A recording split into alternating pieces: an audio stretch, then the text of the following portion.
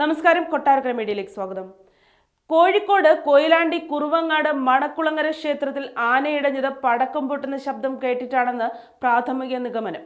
പടക്കം പൊട്ടുന്ന ഉഗ്രശബ്ദം കേട്ടതോടെ എഴുന്നള്ളത്തിനെത്തിയ ഒരാന ഇടയുകയായിരുന്നു. ഈ ആന വിരണ്ട് തൊട്ടടുത്തുള്ള ആനയെ കുത്തുകയും ഈ ആന കമ്മിറ്റി ഓഫീസിന് മുകളിലേക്ക് വീഴുകയുമായിരുന്നു. ആന മറിഞ്ഞു വീണ ഓഫീസിനുള്ളിൽ ആളുകൾ ഉണ്ടായിരുന്നത് പരിക്കേറ്റവരുടെ എണ്ണം വർദ്ധിക്കാൻ കാരണമായി. പീതാംബരൻ, ഗോകുൽ എന്നീ ആനകളാണ് വിരണ്ടത്. ആന വിരണ്ടതോടെ അവിടെ തടിച്ചുകൂടിയിരുന്ന ആളുകളും ചിതറിയോടി. ആനയുടെ ചവിട്ടേറ്റാണ് സ്ത്രീകൾ മരിച്ചതെന്ന് ഏറ്റവും ഒടുവിൽ പുറത്തുവരുന്ന വിവരം.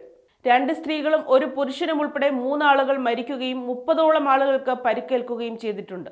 കുറുവങ്ങാട് വെട്ടാങ്കണ്ടി താഴേക്കുനി ലീല, വടക്കേൽ അമ്മുക്കുട്ടിയമ്മ, രാജൻ എന്നിവരാണ് മരണപ്പെട്ടത്.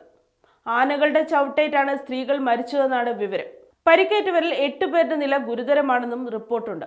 പരിക്കേറ്റവരെ കോഴിക്കോട് മെഡിക്കൽ കോളേജിലും സമീപ പ്രദേശത്തെ ആശുപത്രികളിലേക്കും മാറ്റി. പരിക്കേറ്റവരിൽ കൂടുതലും സ്ത്രീകളാണ്. അക്രമാസക്തരായ ആനകളെ പിന്നീട് പാപ്പന്മാർ തളച്ചു. അക്രമാസക്തരായ ആനകൾ ക്ഷേത്ര കെട്ടിടത്തിന്റെ മേൽക്കൂരയും ഓഫീസ് മുറിയും തകർത്തു. 10 വർഷം മുമ്പും ഇതേ ക്ഷേത്രത്തിൽ ആന ഇടഞ്ഞിരുന്നു.